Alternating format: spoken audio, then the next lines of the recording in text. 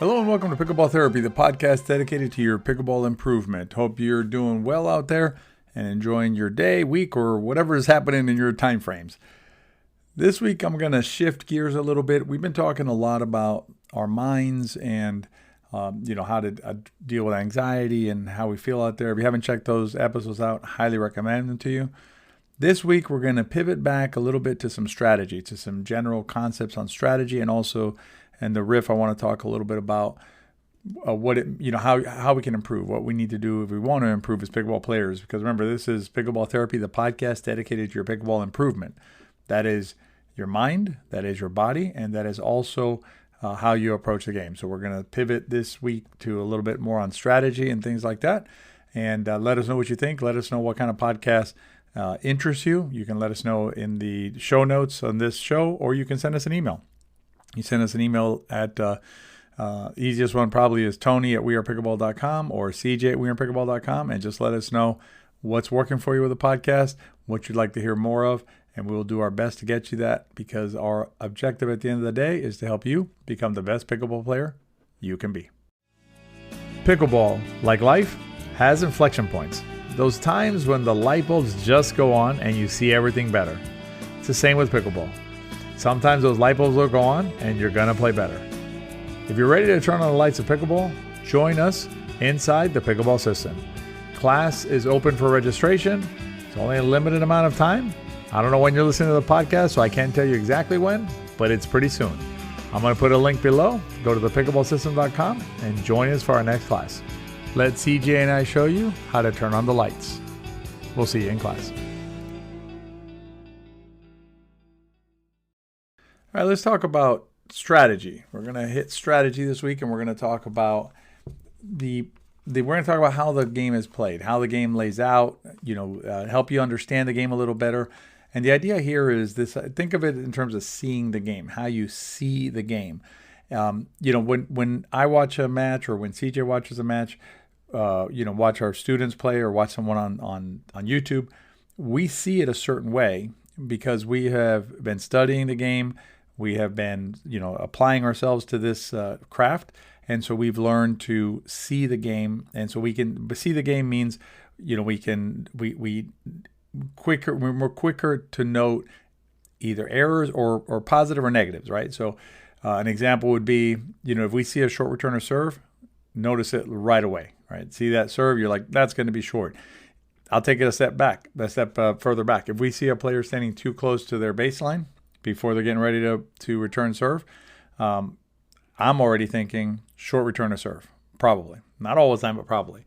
So what does that do? That, as an instructor, obviously that's critical because it helps me identify and correct errors in mechanics and also errors in strategy that players have when they want to improve. As a player, it helps me identify opportunities when I am opposite that player. So if I'm opposite a player who, for instance, doesn't make it all the way up to the non-volley zone line after they return serve, then I'm going to target that player. Not target that player, but I'm going to know what to do in that situation. And as pickleball is a game of tendencies, and so if a player doesn't do that once or twice, they probably don't do it most of the time. So you identified an opportunity that you can exploit when you're playing against that player. If I'm playing with a player who is my partner and has an error in their game, whether they're court positioning or something else, it allows me to then help them, assuming they're open to being helped, right? Most of the players I play with are friends of mine, and so they're fine with me suggesting things to them. And I likewise have no problem with players suggesting things to me in terms of the way I'm playing and what I'm doing. So, being able to see the game allows me to identify opportunities and also identify areas for correction.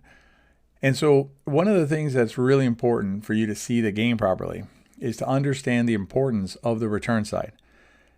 There's a vast difference between the serve side and the return side of pickleball. So when you're serving or when you're receiving or returning serve, when you're on which side of the net you're on, changes the objectives and the strategies you have when you play on that side. So CJ likes to say it at our camps as think of it like a light switch. So there's a light switch that you switch between being on the serve side and being on the return side.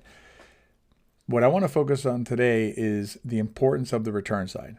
It's really important if you want to improve as a pickleball player for you to understand that if you can get down, if you can get the return side down, if you can really understand how to play the return side, your game will change tremendously.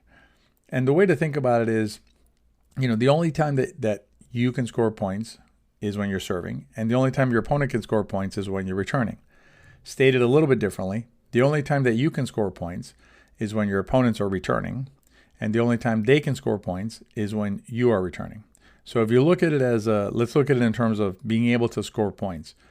Right now, the way that you're playing is if you're playing at level, meaning you win some and you lose some, you're playing, and let's assume your return side needs some work. So you have a return side that is deficient, needs some work. If you're playing at level and winning some and losing some, then it's fair to conclude that your opponents, likewise, have some flaws or some holes in their return side.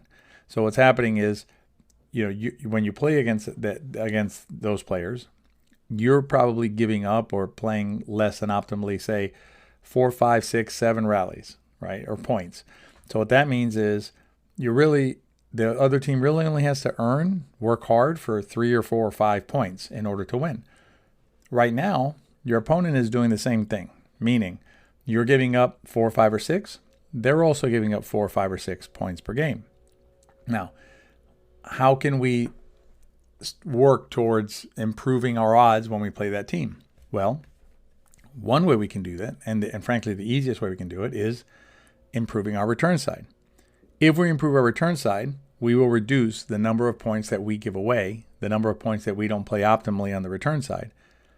Our opponents, at least for right now, will remain the same. In other words, they'll basically play the same way that they played yesterday, right, or the day before. So now when I play that opponent is gifting me 4, 5, or 6 points per game. I have dropped my gifts to, say, 3, maybe 2. In that situation, if I'm only gifting 2 or 3 points a game, but my opponent is gifting me 4, 5, or 6 points a game, guess what? Can't be beat. You can't be beat because the disparity in your favor is too great. And now it's very difficult for that team to now beat you because you have stopped giving up points. One of the interesting things about pickleball that makes it kind of unique, I think, is that if you think about the game in terms of return side and serve side, you'll learn to see that the return side is the more important side of the game, is the more consequentially impactful side of the game. But what's interesting is it's the easier side of the game to master. The serve side, not to say the serve side is not important. The serve side is important, but the serve side is less important than the return side, yet it's harder to master. So usually when you think of the highest reward comes from the biggest risk, right? So, if you want to get a big reward, you're going to have to, do something crazy or learn this, really complicated thing. In pickleball, the highest reward side, the return side, is also the easiest one to master. So if you want to improve as a pickleball player, we recommend you spend your time, spend your energy, spend your attention on the return side. If you're not sure exactly how to do that, I would recommend that you check out our pickleball system.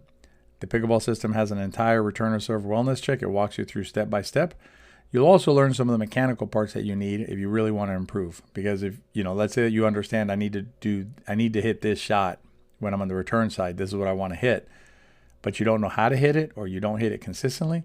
That's where you look at the mechanical pillar to help you with that. So you take the mechanical pillar, you take the strategic pillar, which is the one that the returner serve wellness check lives within, right? That's what that's part of. And you imagine you take that and then you layer on top of that the athletic pillar where you're working on your body and your mind. Come on, who's going to beat you then? Nobody. So consider checking out the pickleball system if you're ready for that type of commitment to your game. But return side, no matter what, return side is key. Make sure you stay connected with the return side. During the riff, I'm going to give you some tips on how to improve, how to spend your time on your improvement if that's what you're into. So stay tuned for the riff. It used to be that each week brought a new pickleball video. Nowadays, each week brings a new pickleball video content creator. It may be hard sometimes to know who you should trust when you turn on YouTube. Well, you can always trust me and CJ Johnson. Our channels Into Pickle and Better Pickleball bring you the best information to help you become the best pickleball player you can be. Check them out on YouTube.